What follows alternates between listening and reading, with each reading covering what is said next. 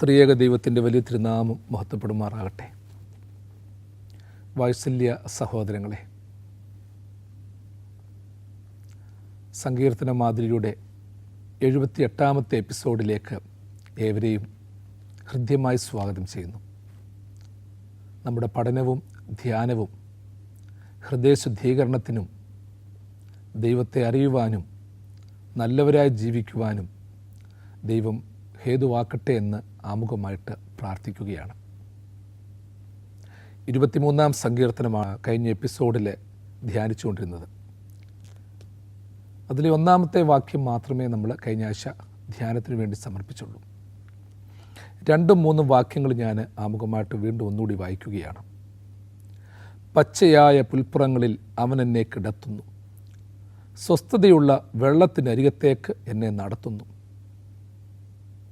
എൻ്റെ പ്രാണനെ അവൻ തണുപ്പിക്കുന്നു, തിരുനാമ നിമിത്തം എന്നെ നീതിപാതകളിൽ നടത്തുന്നു. യഹോവയായ ദൈവം ഇടയനാകുന്ന, നായകനാകുന്ന, പിതാവാകുന്ന ഒരു വിശ്വാസിയുടെ സാക്ഷ്യമാണത്. പച്ചയായ പുൽപ്പുറങ്ങളിൽ അവൻ എന്നെ കിടത്തുന്നു. പച്ചയായ പുൽപ്പുറം എന്ന് പറയുമ്പോൾ അതൊരു ശാന്തതയുടെ പ്രതീകമാണ്, ഒരു സ്വസ്ഥതയുടെ പ്രതീകമാണ്. പുൽപ്പുറങ്ങളൊന്നും വാടിയിട്ടില്ല, പുൽപ്പുറങ്ങളൊന്നും കൊണ്ടു കയറുന്നതല്ല, ആ പുൽപ്പുറങ്ങളിൽ മുള്ളും പറക്കാരേമുള്ളതല്ല, ശരീരത്തിന് ഉപദ്രവമുണ്ടാക്കുന്ന കല്ലുകളോ കമ്പുകളോ ഒന്നും അവിടെ കിടപ്പില്ല. പച്ചയായ പുൽപ്പുറങ്ങളിൽ എൻ്റെ ഇടയൻ എന്നെ കിടത്തുന്നു. ആ ഒരു പശ്ചാത്തലത്തിലേക്ക് നമ്മളുടെ മനസ്സ് ഒന്ന് നയിച്ച്, നല്ലൊരു കുന്നിൻ ചരിവ്, നല്ലൊരു പുൽമേട്, ആ പുൽമേടിന് ആരും വെള്ളമൊന്നും വീഴ്ച കൊടുക്കുന്നില്ല.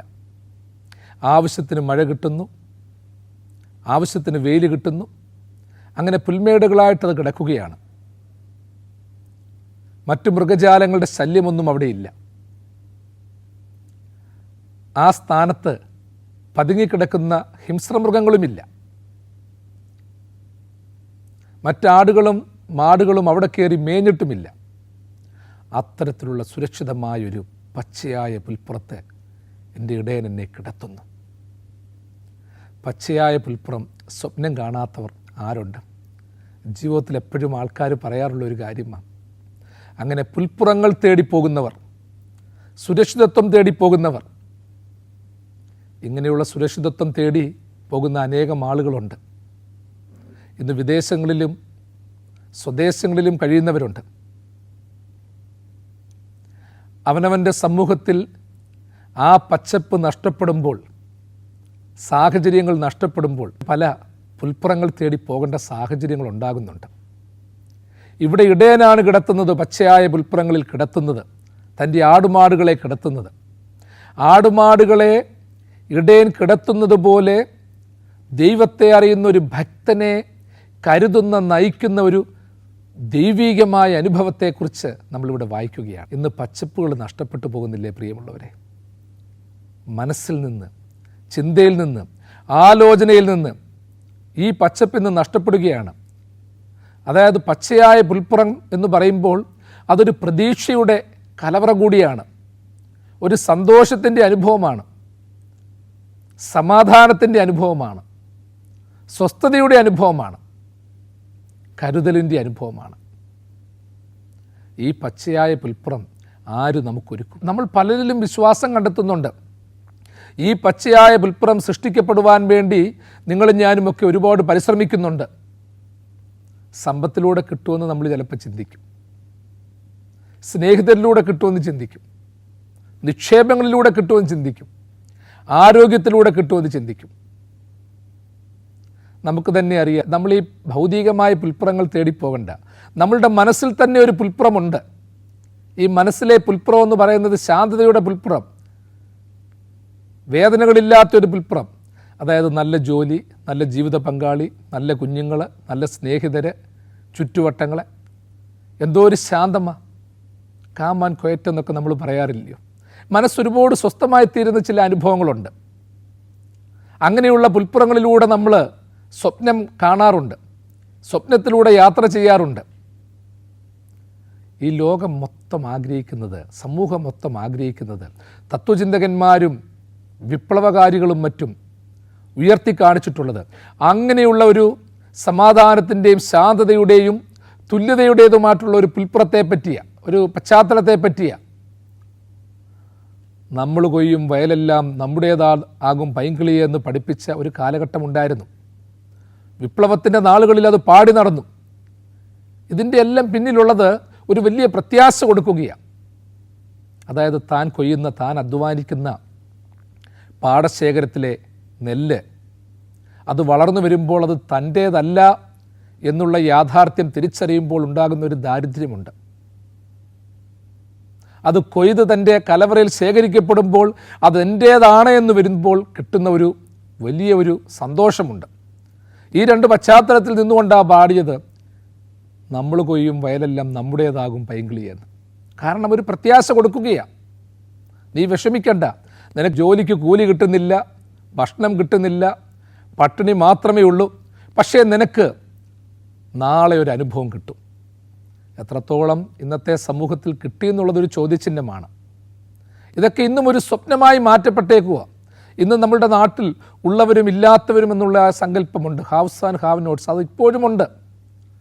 സമത്വ സുന്ദരമായൊരു ലോകത്തെ സ്വപ്നം നമ്മൾ കണ്ടിട്ടുണ്ടെങ്കിലും, ചിന്തകന്മാർ സ്വപ്നം കണ്ടിട്ടുണ്ടെങ്കിലും, പഠിപ്പിച്ചിട്ടുണ്ടെങ്കിലും, അതിനുവേണ്ടി പലരും രക്തസാക്ഷികളായിട്ടുണ്ടെങ്കിലും, ഈ ഉള്ളവരും ഇല്ലാത്തവരും എന്ന് പറയുന്ന ആ സങ്കല്പം മാറ്റുവാൻ ഇന്നും കഴിഞ്ഞിട്ടില്ല. അതിന്നുമുണ്ട്.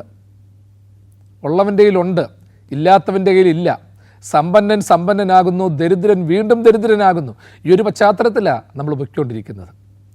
ഈ സാഹചര്യത്തിൽ നിന്നുകൊണ്ട് നമ്മൾ ചിന്തിക്കണം, പച്ചയായ പുൽപ്പുറങ്ങളിൽ എന്നെ കിടത്തുന്ന ഒരിടേ സ്നേഹം. ആ പുൽപ്പുറങ്ങളിൽ വെറുതെ തിന്നുകൊണ്ട് നടക്കുക മാത്രമല്ല, വയറു നിറച്ച് കഴിക്കുന്നുണ്ട്, വിശ്രമിക്കുന്നു എന്നുള്ളതാണ്. ഇന്ന് നമ്മൾ ചിന്തിക്കേണ്ട ഒരു കാര്യം എന്താണെന്നറിയാമോ? നമ്മളുടെയൊക്കെ സമൂഹത്തിൽ പുൽപ്പുറങ്ങൾ ഒത്തിരിയുണ്ട്, പക്ഷേ വിശ്രമിക്കാൻ കൊള്ളാത്ത പുൽപ്പുറങ്ങളായി പലതും മാറ്റപ്പെട്ടു എന്നുള്ളതാണ് ഒരു യാഥാർത്ഥ്യം. നമ്മളുടെ നോട്ടത്തിൽ ഒത്തിരി സാഹചര്യങ്ങളുണ്ട്, പക്ഷേ നമുക്ക് സമാധാനം തരാത്ത പുൽപ്പുറങ്ങൾ, സ്വസ്ഥത തരാത്ത പുൽപ്പുറങ്ങൾ, ഉറക്കം തരാത്ത പുൽപ്പുറങ്ങൾ, സംതൃപ്തി തരാത്ത പുൽപ്പുറങ്ങൾ. ഇന്ന് പലർക്കും വീടും കൂടുമൊക്കെ ഉണ്ട്. നമ്മൾ തന്നെ ചിന്തിച്ചോണം, ഈ വാക്ക് കേൾക്കുന്നവർ പലരും ഹൃദയംഗമായിട്ട് ചിന്തിച്ചോണം. പഴയകാലത്ത് സാഹചര്യങ്ങളൊന്നുമില്ലായിരുന്നു, ചുറ്റുവട്ടങ്ങളൊന്നുമില്ലായിരുന്നു, പണമില്ലായിരുന്നു, എന്നാലും ഉറങ്ങാൻ പറ്റുമായിരുന്നു, ദൈവത്തെ വിളിക്കുമായിരുന്നു, സ്നേഹമുണ്ടായിരുന്നു. ഇന്ന് പുൽപ്പുറങ്ങളാകുന്ന അനുഭവങ്ങൾ, വീടും കൂടും സമ്പാദ്യങ്ങളും നിക്ഷേപങ്ങളും വാഹനങ്ങളും വസ്ത്രങ്ങളും ഭക്ഷണവും എല്ലാം ഉണ്ടായിട്ടും നമ്മൾക്ക് കിടക്കാൻ പറ്റുന്ന പുൽപ്പുറവുമില്ല. നമ്മളെ ആ പുൽപ്പുറത്തൊന്ന് കിടത്തി ആശ്വസിപ്പിക്കാവുന്ന ഒരു ഭൗതിക വ്യക്തിത്വത്തെയും കാണുന്നില്ല. അങ്ങനെ വരുമ്പോഴാണ് പുൽപ്പുറങ്ങളിൽ കിടത്തുന്ന ഇടയനെ നമ്മൾ മനസ്സുകൊണ്ട് ചിന്തിക്കേണ്ടത്, മനസ്സുകൊണ്ട് വരിക്കേണ്ടത്. ദൈവത്തോട് നമ്മൾ പ്രാർത്ഥിക്കേണ്ടത് ഇതാണ്: എൻ്റെ അപ്പച്ച, എനിക്കെല്ലാം ഉണ്ട്, പലതും തന്നിട്ടുണ്ട്, സന്തോഷമൊക്കെ ഭൗതികമായിട്ട് തന്നിട്ടുണ്ട്, പക്ഷേ അവൻ ധനം സമ്പാദിക്കുന്നു, ആർ അനുഭവിക്കുന്നു എന്നറിയുന്നില്ല എന്നതുപോലെ നമ്മളുടെ ജീവിതം ഇന്ന് മാറ്റപ്പെട്ടുകൊണ്ടിരിക്കുകയാണ്. ഇന്നത്തെ പുൽപ്പുറങ്ങളുടെ പ്രത്യേകത പെയിൻ്റ് അടിച്ച പുൽപ്പുറങ്ങളാണ്, പെയിൻ്റ് അടിച്ച പച്ചപ്പുകളാണ്. ആർട്ടിഫിഷ്യൽ പച്ചപ്പുകളുടെ കാലഘട്ടത്തിലാണ് നിങ്ങളും ഞാനും ഇന്ന് ജീവിച്ചുകൊണ്ടിരിക്കുന്നത്. ആർട്ടിഫിഷ്യൽ ഫ്ലവേഴ്സ്, ആർട്ടിഫിഷ്യൽ ഗ്രാസ് യഥാർത്ഥമായിട്ടുള്ളതല്ല. അപ്പം നമ്മൾ ചിന്തിക്കണം, നമ്മൾ ദൈവസന്നിധിയിൽ സമർപ്പിച്ച് ചോദിക്കണം, ദൈവമേ, ഒരുപാട് പച്ചപ്പുകൾ കാണുന്നുണ്ട്. മദ്യവും മയക്കുമരുന്നിനുമൊക്കെ അടിമപ്പെട്ട ഒരു തലമുറയുണ്ട്. പലരുടെയും നോട്ടത്തിലതാ. ആ പച്ചപ്പെന്ന് പറയുന്നത്, ആ കാണുന്ന പച്ചപ്പെന്ന് പറയുന്നത് അതാണ് യഥാർത്ഥ പച്ചപ്പ്. പൂക്കൾ ആർട്ടിഫിഷ്യലായി മാറ്റപ്പെട്ടു, തണ്ടുകൾ ആർട്ടിഫിഷ്യലായി മാറ്റപ്പെട്ടു. ഇവിടെ ഇരുന്നു കൊണ്ട് നമ്മൾ ധ്യാനത്തോടെ ചിന്തിക്കണം, എൻ്റെ ദൈവമേ, കൃത്രിമത്വമല്ലാത്ത ഒരു പച്ചപ്പ് അത് നീ തരണം. എൻ്റെ മനസ്സിലും ജീവിതത്തിലും തരണം, ഹൃദയത്തിലും ആലോചനയിലും തരണം. ചിന്താധാരകളിൽ തരണം. ഇന്ന് നഷ്ടപ്പെട്ടു പോയത് അവിടെയാണ് പ്രിയമുള്ളവരെ. ഇന്ന് ഏതാണ് യഥാർത്ഥ പച്ചപ്പെന്ന് അറിയത്തില്ല, എവിടെ കിടക്കണമെന്നറിയത്തില്ല, എങ്ങോട്ട് പോകണമെന്നറിയത്തില്ല. ചിലപ്പോൾ ചിലർ പറയത്തില്ലയോ, അക്കരെ നിൽക്കുമ്പോൾ ഇക്കരെ പച്ച, ഇക്കരെ നിൽക്കുമ്പോൾ അക്കരെ പച്ച. അതായത് ഇതൊരു ഹാലൂസിനേഷനായിട്ട് മാറ്റപ്പെട്ടേക്കുക. മനുഷ്യൻ്റെ മാനസിക നിലവാരത്തെ തകർത്തുകൊണ്ടിരിക്കുകയാണ്. എങ്ങനെയായിത്തീരും, എന്തായിത്തീരും? മുമ്പേ ഞാൻ പറഞ്ഞില്ലയോ, ഇന്ന് മൈഗ്രേഷനൊക്കെ വർദ്ധിച്ചുകൊണ്ടിരിക്കുകയാണ്. ഒരാൾ പോയി, രണ്ടാൾ പോയി, മൂന്നാൾ പോയി. അതുകൊണ്ട് സമൂഹം മൊത്തം ദൂരേക്ക് പൊയ്ക്കൊണ്ടിരിക്കുകയാണ്. അതെ, ഇവിടെ പച്ചപ്പ് കാണുന്നില്ല, എനിക്ക് ജോലി കിട്ടുന്നില്ല. ശരിയാ പറയുന്നത്, എനിക്കോ സംവിധാനങ്ങൾക്കോ എല്ലാവർക്കും ജോലി കൊടുക്കാൻ പറ്റത്തില്ല, ചെയ്യുന്നതിനനുസരിച്ച് ശമ്പളം കൊടുക്കാൻ പറ്റത്തില്ല. പിന്നെ എങ്ങനെ ജീവിക്കും? അതിനുവേണ്ടി മനുഷ്യർ ഓട്ടമാണ്. അമേരിക്കയിലും കാനഡയിലും ഓസ്ട്രേലിയയിലും യൂറോപ്പിലുമൊക്കെ പോകുകയാണ്. ഇന്ന് മലയാളി പോകാത്ത സ്ഥലങ്ങളില്ല. കേട്ടിട്ട് പോലുമില്ലാത്ത പല രാജ്യങ്ങളിലേക്കും ഇന്ന് ഒരു വലിയ ഒഴുക്കാണ്. യൂറോപ്യൻ യൂണിയനിലെ പല രാജ്യങ്ങളിലേക്ക് ഒരു വലിയ പോക്കാണ് ഇന്ന് നടത്തിക്കൊണ്ടിരിക്കുന്നത്. കാരണം അവർ പറഞ്ഞു കേട്ടു. ഇന്ന് ആത്മീയ പിതാക്കന്മാർക്കോ രാഷ്ട്രീയക്കാർക്കോ കൊടുക്കാൻ ഉപദേശമില്ല. അവരുടെ കൂട്ടുകാർ തന്നെ പറഞ്ഞു കൊടുക്കുകയാണ്, നീ ഇവിടെ വാ, ഇവിടെ വേക്കൻസി ഉണ്ട്, ഇന്ന രീതി ചെയ്യാം. ചെയ്യുന്ന ജോലി എന്താണെന്നോ എങ്ങനെയാണെന്നോ ഒന്നും അറിയത്തില്ല. പക്ഷേ അവരൊരു സുരക്ഷിതത്വം അവിടെ കണ്ടെത്തുകയാണ്. എനിക്ക് ഇത്ര രൂപ ശമ്പളം കിട്ടും. അവിടെ ചെല്ലുന്നു, വലിയ കടമെടുക്കുന്നു, വീട് വയ്ക്കുന്നു, അല്ലെങ്കിൽ ഫ്ലാറ്റിൽ താമസിക്കുന്നു, കുഞ്ഞുങ്ങളെ പഠിപ്പിക്കുന്നു. അവർക്കത് സന്തോഷമാണ്, അവർക്ക് പരാതിയില്ല. ഇവിടുത്തെ പുൽപ്പുറങ്ങളിലായിരിക്കുമ്പോൾ അല്പം പ്രയാസം വന്നാൽ, ഒരു ചെറിയ ബുദ്ധിമുട്ട് വന്നാൽ, ഒരു 5 മിനിറ്റ് താമസിച്ചാൽ പരാതി പറയുന്നവർ പോലും അവർ കണ്ടെത്തിയ താൽക്കാലിക പുൽപ്പുറങ്ങളിലായിരിക്കുമ്പോൾ അവർക്ക് പരാതിയില്ല. ആ പുൽപ്പുറത്തിൻ്റെ തണലിലും മറവിലും അവരായിരിക്കുകയാണ്. അത് ഇന്ന് മനുഷ്യൻ സൃഷ്ടിക്കുന്ന ചില പുൽപ്പുറങ്ങളുണ്ട്. വേറൊരു കാര്യം കൂടിയുണ്ട് പ്രിയമുള്ളവരെ. ചിലരുടെ ജീവിതം കാണുമ്പോൾ നമ്മൾ ചിന്തിക്കും, അവർ നല്ല പുൽപ്പുറങ്ങളിൽ അവർ വിശ്രമിക്കുകയാണെന്ന്. നല്ല പുൽപ്പുറങ്ങളിൽ അവർ വിശ്രമിക്കുന്നത് എല്ലാമുണ്ട്, എല്ലാ സാഹചര്യങ്ങളുമുണ്ട്. പക്ഷേ അവർക്കറിയാം അവർ കിടക്കുന്നത് പുൽപ്പുറത്തിലാണോ മുള്ളിൻ്റെ മണ്ടയ്ക്കാണോ എന്ന്. നമ്മൾ കാണുന്നത് മാത്രമല്ല പ്രിയമുള്ളവരെ കാഴ്ചകൾ എന്ന് പറയുന്നത്, അതിൻ്റെ അപ്പുറമായൊരു അനുഭവമുണ്ട്. ഒരുത്തനെല്ലാം ഉണ്ടെങ്കിൽ തന്നെ ഓർത്തോണം, കുടുംബജീവിതം പരാജയമാണെങ്കിൽ, കുഞ്ഞുങ്ങൾ ശരിയായില്ലെങ്കിൽ, ആരോഗ്യമില്ലെങ്കിൽ എങ്ങനെ ജീവിതം ഒരു പുൽപ്പുറത്തിൻ്റെ അനുഭവമാകും, പുൽപ്പുറത്തുള്ള വിശ്രമമാകും. ചിലരൊക്കെ കല്യാണം കഴിഞ്ഞ് ആദ്യ കാലത്ത് തന്നെ ജീവിത പങ്കാളിക്ക് ക്യാൻസർ, ഹാർട്ടിൻ്റെ അസുഖം, പെട്ടെന്ന് മരണപ്പെടുന്നു. ഇങ്ങനെയുള്ള എന്തെല്ലാം ദുരിതങ്ങളാണ് നമ്മൾ കണ്ടുകൊണ്ടിരിക്കുന്നത്. ദൈവസന്നിധിയിൽ നിങ്ങളും ഞാനും സമർപ്പിച്ച് പ്രാർത്ഥിക്കണം. എൻ്റെ ദൈവമേ, എൻ്റെ പുൽപ്പുറം നീയാണ്, നീ തരുന്നത് തന്നെ ആയിരിക്കണം. മറ്റാരുടെയെങ്കിലും ജീവിതാനുഭവങ്ങളാകുന്ന പുൽപ്പുറങ്ങളെ വെട്ടി നശിപ്പിച്ച് അവിടെ ഞാൻ പുൽപ്പുറമാക്കി ജീവിക്കാൻ ശ്രമിച്ചാൽ അത് ശാപഗ്രസ്തമാണ്.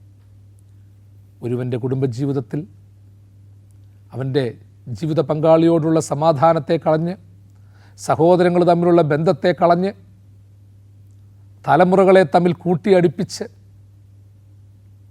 അവിടെ നിങ്ങളോ ഞാനോ സമാധാനത്തോടെ നമ്മുടേതായ പുൽപ്പുറങ്ങൾ സൃഷ്ടിച്ചുകൊണ്ട് ജീവിക്കാനാണ് ആഗ്രഹിക്കുന്നതെങ്കിൽ അവിടെ കൊണ്ട് നമ്മൾ രക്ഷപ്പെടത്തില്ല എൻ്റെ പ്രിയമുള്ളവരെ. അതൊരു വലിയ നാശത്തിലേക്കും ഒരു വലിയ വീഴ്ചയിലേക്കുമേ പോകൂ എന്ന് ഹൃദയംഗമായിട്ട് ചിന്തിക്കണം. അതുകൊണ്ട് ഹൃദയംഗമായിട്ട് ഈ സങ്കീർത്തന വാക്യം മനസ്സിൽ തൊട്ടുകൊണ്ട് നമ്മൾ ചിന്തിക്കണം. പച്ചയായ പുൽപ്പുറങ്ങളിലേക്ക് അവൻ എന്നെ കിടത്തുന്നു, പച്ചയായ പുൽപ്പുറങ്ങളിൽ അവൻ എന്നെ നടത്തുന്നു. അതെ, ആ പുൽപ്പുറങ്ങളുടെ സൗരഭ്യം അനുഭവിച്ചുകൊണ്ട് നടത്തുകയാണ്. ഈ ലോകത്തിൽ ഞാൻ നിങ്ങളോട് ചുരുക്കി പറഞ്ഞല്ലോ, പുൽപ്പുറങ്ങൾ പലതുണ്ട്. ജീവിതത്തിൻ്റെ ദർശനങ്ങൾ, സ്വപ്നങ്ങൾ, ആലോചനകൾ, സുരക്ഷിതത്വങ്ങൾ, കാഴ്ചപ്പാടുകൾ, ഇതെല്ലാം ഓരോ പുൽപ്പുറങ്ങളാണ്. നമ്മളുണ്ടാക്കിയ പുൽപ്പുറങ്ങൾ, കൃത്രിമത്വത്തോടുകൂടി ഉണ്ടാക്കിയ പുൽപ്പുറങ്ങൾ സർവേശ്വരന് കടന്നു വരുവാൻ തക്കവണ്ണം തുറന്നിട്ട് കൊടുക്കണം. എഴുത്തച്ഛൻ ഹരിനാമകീർത്തനത്തിൽ പാടിയതുപോലെ, സർവേശ്വര, എൻ്റെ ജീവിതത്തിൽ പൊങ്ങി നിൽക്കുന്ന കാടും പടർപ്പുകളും കുറേയുണ്ട്. നിൻ്റെ കാലചക്രമയച്ച് അവയെ കഷ്ണിച്ച് ചാമ്പലാക്കി ആ ചാമ്പൽ എന്നിൽ നന്മ വളർത്തുവാനുള്ള വളമാക്കി തീർക്കണം. ആ ഒരു കൺസെപ്റ്റ് നമുക്കുണ്ടാകണം. നമുക്ക് ദൈവത്തോട് പ്രാർത്ഥിക്കേണ്ടത്, ദൈവമേ, എൻ്റെ ജീവിതത്തിന് സുരക്ഷിതത്വമുണ്ടാക്കുന്ന പുൽപ്പുറത്തിലേക്ക് നയിക്കുവാൻ നിന്നെ ഞാൻ ചുമതലപ്പെടുത്തുകയാണ്. നീ കാണിച്ചു തരുന്ന പുൽപ്പുറങ്ങൾ മാത്രം മതി.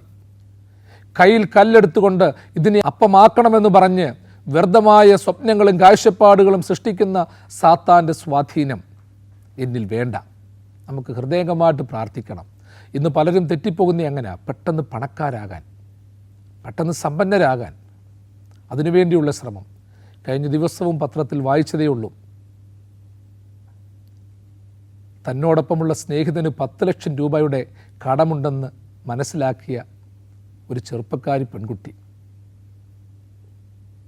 അവർ രണ്ടുപേരൂടെ തിരഞ്ഞെടുത്ത മാർഗം സ്വർണ്ണക്കടയിൽ നിന്ന് മോഷണം. രണ്ടിനെയും അകത്തെടുത്തിട്ടു. ഇങ്ങനെ എന്തുമാത്രം കാര്യങ്ങളാണ്. കുഞ്ഞുങ്ങളെ തട്ടിക്കൊണ്ടു പോകുന്നു, മദ്യ ബിസിനസ്, മയക്കുമരുന്ന്, അധാർമികമായ ജീവിതചര്യകൾ. ഇതിലൂടെയൊക്കെ പണം കണ്ടെത്താൻ പലരും ശ്രമിക്കാറുണ്ട്. എൻ്റെ പ്രിയപ്പെട്ട സഹോദരങ്ങളെ, വാത്സല്യമുള്ളവരെ, എനിക്ക് നിങ്ങളോട് പറയാനുള്ളത്, ചിലപ്പോൾ ചിലർക്ക് ചില ജോലികളിലൂടെയൊക്കെ ദിവസങ്ങൾ 10,000 നേടുന്നവരുണ്ട്, മാസത്തിൽ ലക്ഷങ്ങൾ നേടുന്നവരുണ്ട്. നിൻ്റെ ജീവിതത്തെ അവമതിക്കുന്ന, നശിപ്പിക്കുന്ന ഇത്തരത്തിലുള്ള സമ്പാദ്യമൊന്നും വേണമെന്നില്ല. ചിലപ്പോൾ നീ ആകെ ഒരു മാസം ജോലി ചെയ്താൽ നിനക്ക് 15,000-ഓ 20,000-ഓ 12,000-ഓ കിട്ടത്തുള്ളായിരിക്കാം. പക്ഷേ ദൈവമാർക്കും കടക്കാരനല്ല എന്ന് ചിന്തിച്ചോണം. ചിലർക്ക് ദൈവം 5 ലക്ഷം കൊടുത്താലും വീണ്ടും 2 ലക്ഷം കൂടി കടമാക്കിയേ കൊടുക്കത്തുള്ളൂ. ചിലർക്ക് 15,000 കൊടുത്താലും 2,000 മീതിയും കാണും. നമുക്ക് ദൈവസന്നിധിയിൽ പ്രാർത്ഥിക്കാനുള്ളത്, ദൈവമേ, വലിയ കടബാധ്യത, വലിയ നാശങ്ങൾ വരാതെ സുരക്ഷിതമായി ജീവിക്കാനുള്ള ഒരു അനുഭവം. ഇമ്പമുള്ള ജീവിതവും ഏറെ ധനമാനങ്ങളും തുമ്പമറ്റ സൗഖ്യങ്ങളും ചോദിക്കുന്നില്ലേ അടിയാൻ. എത്ര ഹൃദ്യമായിട്ടാണ് പാടിയേക്കുന്നത്. ഇമ്പമുള്ള ജീവിതവും ഏറെ ധനമാനങ്ങളും ഒന്നും ഞാൻ ചോദിക്കുന്നില്ല, തുമ്പമറ്റ സൗഖ്യങ്ങൾ ചോദിക്കുന്നില്ല. ദൈവത്തിൻ്റെ ഹിതം പോലെ എന്നെ നടത്തിയാൽ മതി, അതുമാത്രമേ പ്രാർത്ഥിക്കുന്നുള്ളൂ. ആ പ്രാർത്ഥനാനുഭവം എൻ്റെ നിങ്ങളുടെയും ജീവിതത്തിൽ എപ്പോഴും ഉണ്ടാകണം. വീണ്ടും പറയുന്നു, സ്വസ്ഥതയുള്ള വെള്ളത്തിന് അരികത്തേക്ക് എന്നെ അവൻ നടത്തുന്നു. സ്വസ്ഥതയുള്ള വെള്ളത്തിന് അരികത്തേക്ക് എന്നെ അവൻ നടത്തുന്നു. പച്ചയായ പുൽപ്പുറങ്ങളിൽ എന്നെ കിടത്തുന്നു എന്ന് പറഞ്ഞ സങ്കീർത്തനക്കാരൻ വീണ്ടും പറയുകയാണ്, സ്വസ്ഥതയുള്ള വെള്ളത്തിൻ്റെ അരികത്തേക്ക് എന്നെ നടത്തുന്നു. ഞാൻ ജീവൻ്റെ ജലമാകുന്നു എന്ന് പറഞ്ഞ ഒരു ദൈവം നമുക്കുണ്ട്. നിത്യജീവൻ്റെ ഉറവ് ദൈവമേ നിന്നിലുണ്ടെന്ന് പത്രോസ് സാക്ഷിച്ചിട്ടുണ്ട്. നിന്നെ വിട്ട് എവിടേക്ക് പോകുമെന്ന് ശിഷ്യന്മാർ പരസ്യമായി സാക്ഷിച്ചിട്ടുണ്ട്. സ്വസ്ഥതയുള്ള വെള്ളത്തിനരികത്തേക്ക് നടത്തുന്നു. വെള്ളത്തിൻ്റെ ഒരു പ്രത്യേകത നിങ്ങൾക്കറിയാം. വെള്ളവും മണ്ണും വായുവുമെല്ലാം ശുദ്ധീകരിക്കേണ്ടതാണ്. മനുഷ്യൻ്റെ നിത്യജീവിതത്തിന് ആവശ്യമാണ്. പ്രത്യേകമായ ഉറവുകളിലൂടെ ഒഴുകി ഒരു പ്രത്യേകമായ സ്ഥാനത്തെത്തുന്ന വെള്ളത്തെ പല മാർഗങ്ങളിലൂടെ നമ്മൾ ഉപയോഗപ്പെടുത്തുന്നു. അത് കിണറ്റിൽ നിന്നും കുളത്തിൽ നിന്നുമൊക്കെ കോരിയെടുക്കുന്നു, ശുദ്ധീകരിക്കുന്നു, പൈപ്പിലൂടെ നമ്മളുടെ കയ്യിൽ കിട്ടുന്നു. സ്വസ്ഥതയുള്ള വെള്ളത്തിനരികത്തേക്ക് എന്നെ നടത്തുന്നു. നമ്മുടെ മനസ്സിലേക്ക് ആ കാഴ്ച ഒന്ന് കടന്നു വന്നേ. ദൈവത്തിൻ്റെ ആട്ടിൻപറ്റമായി നമ്മൾ നടക്കുകയാണ്. തമ്പുരാൻ ആ ഒരു ഇടയ സങ്കല്പത്തോടെ ആടുകളെ മേയിച്ചുകൊണ്ടിരിക്കുന്നു. സ്വസ്ഥതയുള്ള വെള്ളം, ആ വെള്ളത്തിൽ മറഞ്ഞിരിക്കുന്ന ചീങ്കണ്ണിയോ മുതലയോ ഒന്നുമില്ല. വെള്ളം കലങ്ങിക്കിടപ്പില്ല, തെളിഞ്ഞു കിടക്കുകയാണ്. തെളിഞ്ഞു കിടക്കുന്ന സ്വസ്ഥതയുള്ള വെള്ളം, ഇതൊക്കെ നമ്മുടെ സ്വപ്നമല്ലേ? അതിൻ്റെ അരികിലൂടെ നടത്തുന്നു. സാധാരണയായി മൃഗങ്ങൾ, വെള്ളം കുടിക്കുന്ന കുളങ്ങൾ, അരുവികൾ പലപ്പോഴും അപകടകരമാണ്. മറഞ്ഞിരിക്കുന്ന അപകടങ്ങൾ ഒത്തിരിയുണ്ട്. അത് പുൽത്തകിടിയിലാണേലുമുണ്ട്. എന്നാൽ സ്വസ്ഥതയുള്ള വെള്ളത്തിനരികത്തിലൂടെയാണ് നടത്തുന്നത്. ആവശ്യത്തിന് വെള്ളം കുടിക്കാം, കുളിർമയുണ്ട്, ശാന്തതയുണ്ട്. ആ വെള്ളത്തിൻ്റെ മൃദുലമായ ശബ്ദം മനസ്സിനെ സ്പർശിക്കുന്നുണ്ട്. സ്വസ്ഥതയുള്ള വെള്ളത്തിൻ്റെ അരികത്തിലൂടെ ദൈവം എന്നെ നടത്തുന്നു എന്ന് പറയുമ്പോൾ നമ്മൾ ഒരു കാര്യം ചിന്തിക്കണം. വെള്ളത്തിൻ്റെ സ്വസ്ഥത അതിൻ്റേതായ ശാന്തതയാണ്, കലക്കമില്ലാത്ത ശുദ്ധതയാണ്. ഈ വെള്ളത്തിൻ്റെ ഒഴുക്ക്, ദൈവത്തിൻ്റെ ആത്മാവിൻ്റെ ഒഴുക്ക്, വിശുദ്ധ ബലിവേദിയിൽ നിന്ന് പൊട്ടി ഒഴുകുന്ന ആ ഒരു വലിയ ജലപ്രവാഹത്തിൻ്റെ ഒഴുക്ക്, അതെൻ്റെയും നിങ്ങളുടെയും ഹൃദയത്തിലൂടെ ഒഴുകണം. നിങ്ങളും ഞാനുമൊക്കെ ആ സ്വസ്ഥതയുള്ള വെള്ളത്തിൻ്റെ അനുഭവം കാണിച്ചു കൊടുക്കേണ്ടവരാ. വിശുദ്ധിയുടെ അനുഭവം കാണിച്ചു കൊടുക്കേണ്ടവരാ. നന്മയുടെ അനുഭവം കാണിച്ചു കൊടുക്കേണ്ടവരാ. പ്രിയമുള്ളവരെ, പറയാറുണ്ട്, കവികൾ കാവ്യാത്മകമായി പറയാറുണ്ട്, ജീവിതം ഇങ്ങനെ ഒഴുകിക്കൊണ്ടിരിക്കുകയാണ്. കാലം എത്രയോ ഒഴുകി. പാട്ടുകാരൻ പാടി, കാലമെല്ലാം കഴിയും, ഇന്നു കാൺമതെല്ലാം അഴിയും, പിന്നെ പുതുയുഗം വിരിയും, തിരികെ വരാതെ നാം നിത്യതയിൽ മറയും.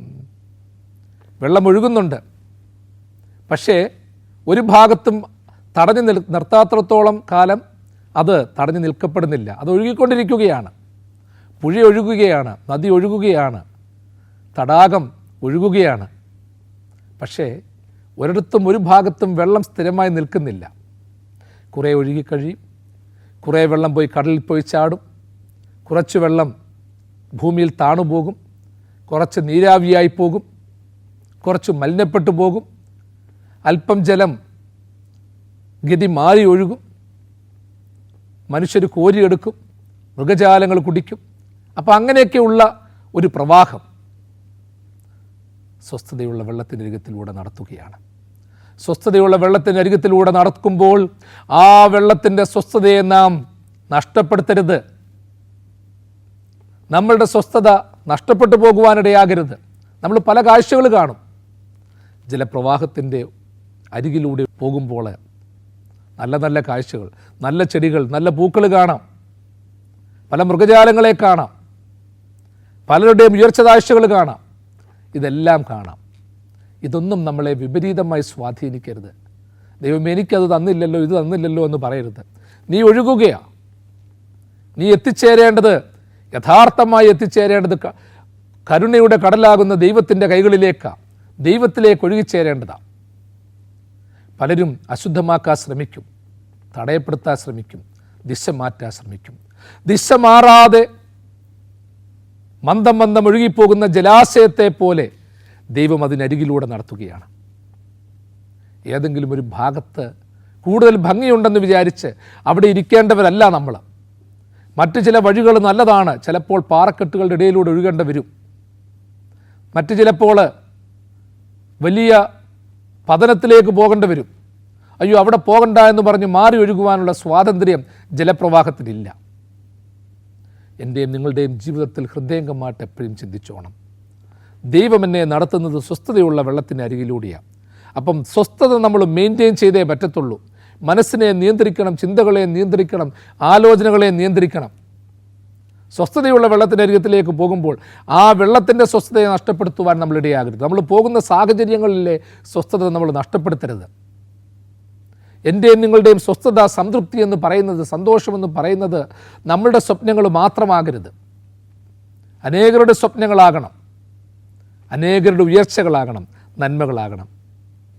എൻ്റെ വാത്സല്യമുള്ളവരെ, പച്ചയായ പുൽപ്പുറങ്ങളും സ്വസ്ഥതയുള്ള വെള്ളവും ഇന്നൊരു സ്വപ്നമായി മാറ്റപ്പെട്ടേക്കുവാണ്. പുൽപ്പുറങ്ങൾ കാണാനില്ല. വൃക്ഷങ്ങളെ, ചെടികളെ സംരക്ഷിക്കുന്നവരുടെ എണ്ണം കുറഞ്ഞു. വെട്ടി നശിപ്പിക്കാനേ സമയമുള്ളൂ. പരിസ്ഥിതി മലിനീകരണം ഒത്തിരിയുണ്ട്. നമ്മളുടെ നദികളൊക്കെ മലിനപ്പെട്ട് കഴിഞ്ഞു. പല നദികളും വറ്റി വരണ്ടു. 44 നദികളൊഴുകുന്ന കേരളത്തിൽ ഇന്നും വെള്ളത്തിന് ക്ഷാമമാണ്. ചിലപ്പോൾ വലിയ പ്രവാഹമായി മാറ്റപ്പെടുകയാണ്, അപകടമായി മാറ്റപ്പെടുകയാണ്. ഈ സ്വസ്ഥത എങ്ങനെയൊക്കെ നഷ്ടപ്പെടുകയാണ്. സ്വസ്ഥതയുള്ള വെള്ളത്തിൻ്റെ അരികത്തിലൂടെ നടത്തുന്നു എന്ന് പറയുമ്പോഴും ഇന്ന് നമ്മുടെ നദികൾ, നമ്മുടെ കായലുകൾ, തോടുകൾ ചിലപ്പോൾ അപകടകാരികളായി മാറ്റപ്പെടുന്നു. ഡാമുകൾ അപകടകാരികളായി മാറ്റപ്പെടുന്നു. ചുറ്റുവട്ടങ്ങളൊക്കെ നശിപ്പിക്കുകയാണ്. 2018 വലിയ ദുരിതം, പ്രളയം, പഴയകാലത്തെ ആൾക്കാർ പറയുന്ന 99 ദുരിതം, ഇതൊക്കെ വീണ്ടും ആവർത്തിച്ചുകൊണ്ടിരിക്കുകയാണ്. പരിസ്ഥിതിയെ നമ്മൾ സംരക്ഷിക്കണം. ദൈവം തന്ന പരിസ്ഥിതിയെ വിശുദ്ധിയോടെ നമ്മൾ കാണണം. സ്വാർത്ഥമായി ഉപയോഗിക്കരുത്. ഈ സ്വാർത്ഥമായി ഉപയോഗിക്കുന്നത് കൊണ്ട് പച്ചപ്പുകൾ നഷ്ടപ്പെടുന്നു, വെള്ളത്തിൻ്റെ സ്വസ്ഥത നഷ്ടപ്പെടുന്നു. ആ വെള്ളത്തിൻ്റെ സ്വസ്ഥത നഷ്ടപ്പെടുമ്പോൾ പരിസ്ഥിതി നമുക്കെതിരാകുന്നു. ചിലപ്പോൾ നമ്മൾ കാണാറില്ലേ, വലിയ വെള്ളപ്പൊക്കമൊക്കെ വരുമ്പോൾ ഒരുപാട് അഴുക്കുകളൊക്കെ നദികളും തോടുകളും കൊണ്ട് കരക്കിടും. എന്നിട്ട് അതിൻ്റെ അടിയിൽ ചില കമൻറ്റുകൾ ഇടാറുണ്ട്. ചിലർ കൊടുത്തതൊക്കെ തിരിച്ചു തന്നിട്ടുണ്ട്, ഒന്നുപോലും നഷ്ടപ്പെടുത്തിയിട്ടില്ല എന്നതുപോലെയുള്ള ഒരു അനുഭവത്തിലേക്കാണ് നമ്മൾ മാറ്റപ്പെട്ടുകൊണ്ടിരിക്കുന്നത്. ദൈവസന്നിധിയിൽ നമ്മളെ തന്നെ സമർപ്പിക്കാം. എൻ്റെ ദൈവമേ, എൻ്റെ പച്ചപ്പ് നീയാകണമേ. ഞാൻ സൃഷ്ടിച്ച പച്ചപ്പുകളെയും ഞാൻ സൃഷ്ടിച്ച സ്വസ്ഥതയുള്ള വെള്ളത്തെയും മാത്രം പിന്തുടർന്നു പോയി നഷ്ടപ്പെട്ടു പോകാതെ നിൻ്റെ സ്വസ്ഥതയിലായിരിക്കാൻ, നിന്നെ സ്തുതിക്കുവാൻ എനിക്കിടയാകണം. അതിനുവേണ്ടി ആ വലിയ വൈദ്യൻ്റെ അടുക്കൽ നമ്മളെ തന്നെ സമർപ്പിക്കാൻ ദൈവം തൻ്റെ വലങ്കരം നീട്ടി നിങ്ങളെല്ലാവരെയും സദാകാലവും വാഴ്ത്തി അനുഗ്രഹിക്കുമാറാകട്ടെ.